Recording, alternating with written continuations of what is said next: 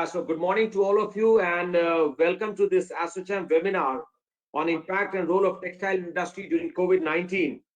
And I welcome our fellow panelists on this session where we are joining later during the webinar. We have Mr. P.K. Kataria, who's the Special Secretary, Ministry of Textiles. We also have Sri Nihar Ranjan Das, who's the Joint Secretary, Ministry of Textiles, Government of India. We also have Mr. T. Rajkumar, Chairman, City Chairman, Shri Maharashtra Mills Limited. Welcome, sir. We also have Mr. K.K. Lalpuria, Executive Director and CEO of Indocount Industries Limited. Welcome, sir.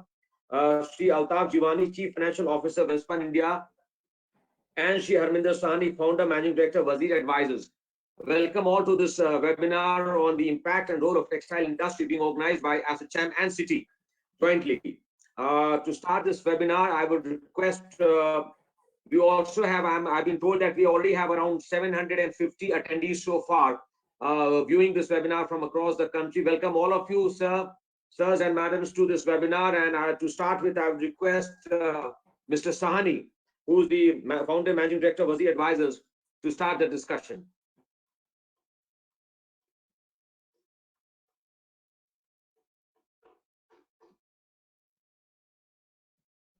Yeah, thank you, Ajay, and good morning to everyone.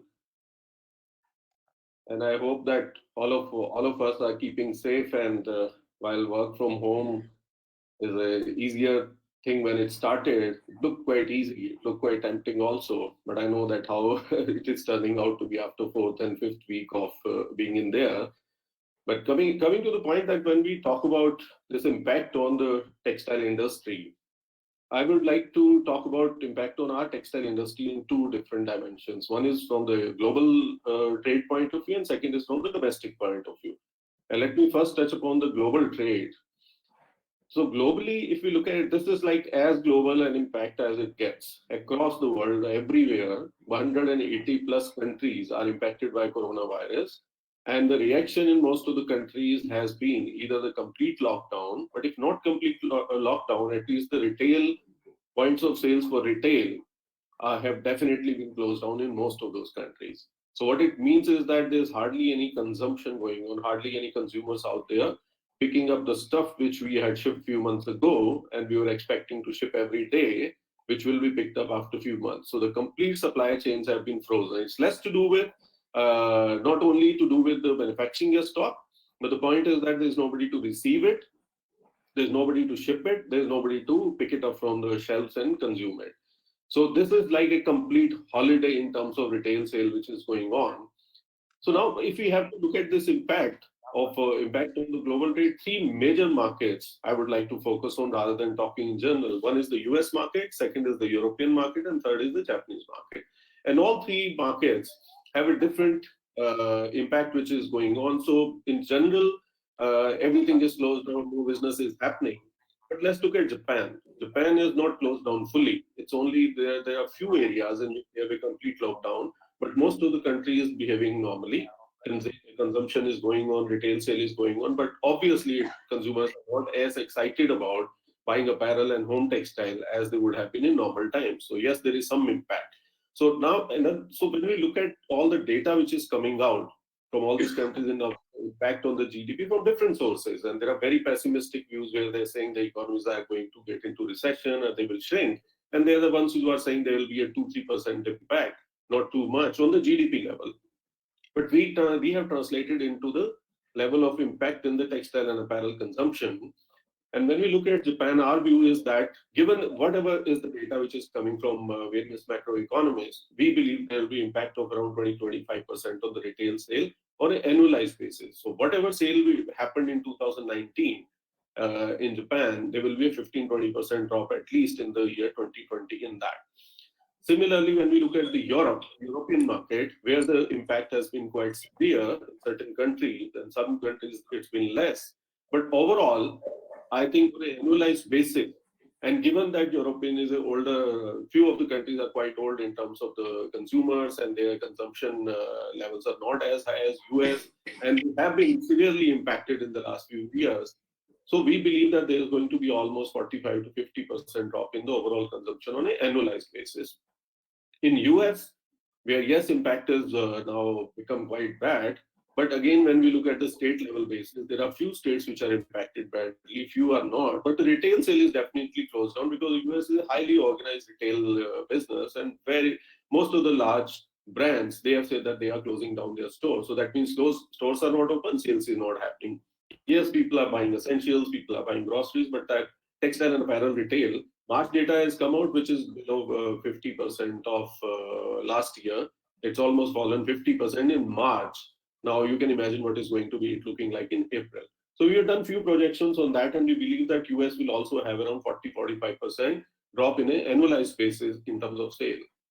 So similar basis, if there will be an impact on the trade also, the less they are going to sell, the less they are going to import, the less we are going to export from here.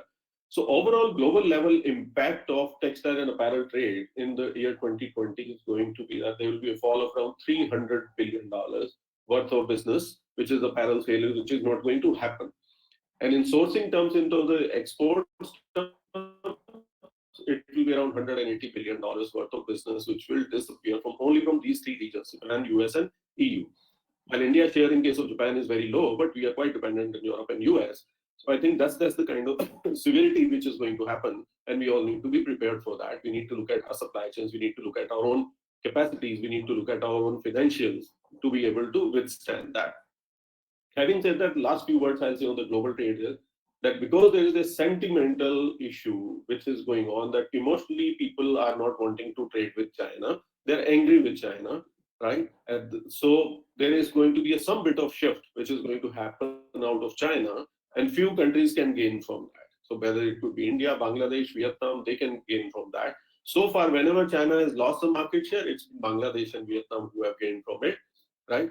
But now, given that earlier it was to do with the cost, now it is to do with the reason because people are angry with that and they are saying that we don't want to trade with China. If there is an option, obviously if there is no option, they'll end up trading with China again. If there is no option, so Chinese fabrics coming into some of these countries which are only cutting and sewing or making garments, they may also get impacted. They may not be able to do as much business. So India may stand a better chance to capture some of that market share, right? So if we play it right, and if we are aggressive about it, and if we leave aside that what is the overall impact going to happen on the world, look at our own micro business, our own supply chain. I think we are in a better position to gain something out of it. Our base in a global level is not so large, right? Our share is very small in the global trade. To increase our share at this point of time is quite plausible if we look at it positively and go about it. Every company will have to look at their business model very, very carefully, look at their suppliers, look at their customers, look at their clusters, that how can put together they can give effective high quality product to American, European, or Japanese consumers. Specifically Japan as a market, as wanting to develop that market as a country, but now Japan themselves, so buyer is looking at it, I want to shift also somewhere and come here. So I think we will get it. I'm sorry for the intervening. We also have the Joint Secretary, Sri Nihar Ranjan Das, with us. Welcome, sir, to this webinar. Mr. Das. Thank you. Welcome all of you. Thank you, sir. And Mr. Sani. Mr. Sani, please continue. Yeah, thank you. Thank you, sir. Thank you. So, Japan as a market most definitely looks like an attractive market to look at because they want to move out of China. Where else they will go, and they need to go somewhere, and they are looking for it. India and Japan, we have a great friendship. There is a huge amount of trade which happens between us in other sectors, but not in textile and apparel. Out of their $35-36 billion worth of imports, they are importing 80% from China, right? So that means there are almost $25-27 billion worth of business which is up in the air, and we can take some out of that, right? Our total is 16 billion, which we talked about. So I think taking a billion, 2 or 3. So there should be our mission. Not easy to do it. They are demanding customers, and we have our own issues and challenges. But I think we should look at it positively and look towards that. As far as market like Europe and US go, I think we need to look at the categories in which we are very, very strong. So whether it is to do with the knit fabrics, whether it's to do with the men's innerwear, whether it's to do with the denim jeans, I think some of these categories, we have pretty large manufacturing capacities, even for our domestic as well as for exports. I think we should look forward and try to increase our shares there. So that's what for the global markets. Overall scenario is quite grim. Anywhere between 30 to 50% drop in the apparel sales in those markets. Similar drop will happen in the trade. But I believe India can gain from it a wee bit if we play it right, if we play it very, very carefully and smartly. Now, coming to the domestic market, uh, so we have a deeper analysis on the domestic market because in case of those international markets, we are going by the data which is provided by other people who understand those markets better. We understand India better. So in case of India, we are looking at three scenarios. We are saying this scenario one could be that the lockdowns after 40 days on May 3rd it opens up. Second scenario is can get extended by another 30 days. So we are calling the lockdown 40. Second could be lockdown 70 that it goes up till May end. And third could be nobody can happen right now. Third could be LD 100 that we go under lockdown till June 30th, right? In these three scenarios, if you look at it, I think the first scenario, LD 40, our belief is that there were two things which will, most of the consumers, most of us, if it ends on May 3rd, we will be having a sigh of relief, right? Because we believe that, yes, this is okay. There was a big problem which had come in, and we have come out of it safely, smartly, and in a very disciplined manner. So I think consumer may come back in a slightly optimistic mood to the market. In case of LD 70, where another 30 days will go into it, right? I think most of the consumers will come back quite neutral because it will be bad. It will be bad. But consumers will come back saying that because we would have reconciled to that fact in a manner, but will come in a very regular, normal manner. Third scenario is LD 100, where I believe the consumers will become very pessimistic. Well, by that time, there will be job losses, there will be incomes which will be shrinking. More than that, I think the mentally and psychologically, most of the people will not be in a mood to feel normal. It will take few moments to come. So what it does is that when it's LD 40, coming back to recovery, and if I call recovery as that we come to 60-70% of the normal sales. In case of LD 40, it will take 30-40 days. But the moment it becomes LD 70, I think we will take another 70-80 days, additional days to come back to normal 60-70%. I'm normal, I'm not even saying 100%, 60-70% of sale. But if it is LD 100, we take maybe another 120, 130 days to come back to normal. So just imagine the length of lockdown plus recovery time, it just keeps on extending. So we can hope and pray that the LD 100 doesn't happen. But as business people, when we are looking at the projections and we are trying to build scenario, we build these three scenarios. So in this case, best case scenario, LD 40, we are saying our textile and apparel market in India will shrink by at least 20%.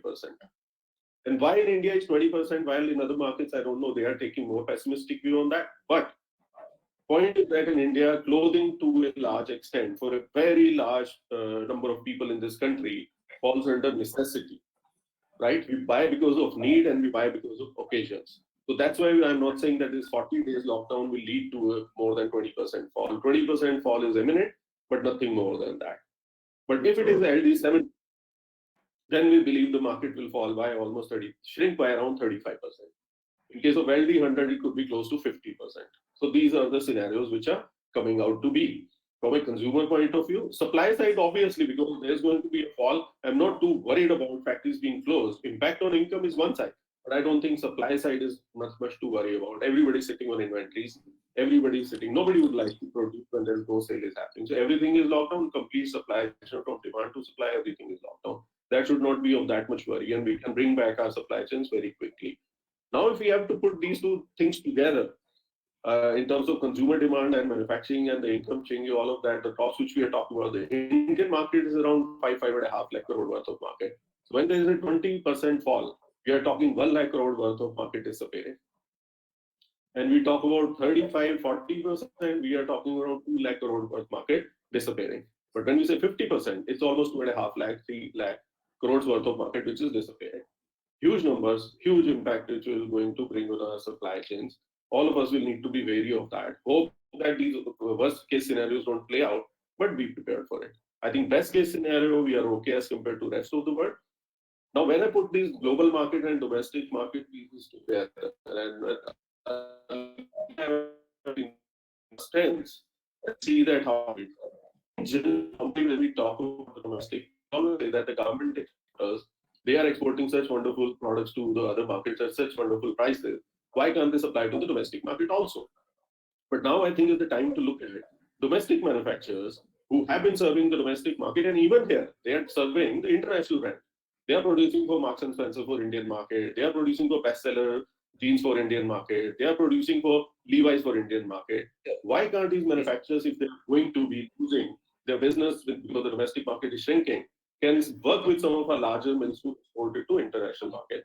So I'll end with this part that while there is going to be a demand shrinkage, I think there's going to be a capacity availability which we should use to increase our share in the international market at this point of time. Thank you very much. Thank you so much, Mr. Sani, for that perspective. Much appreciated.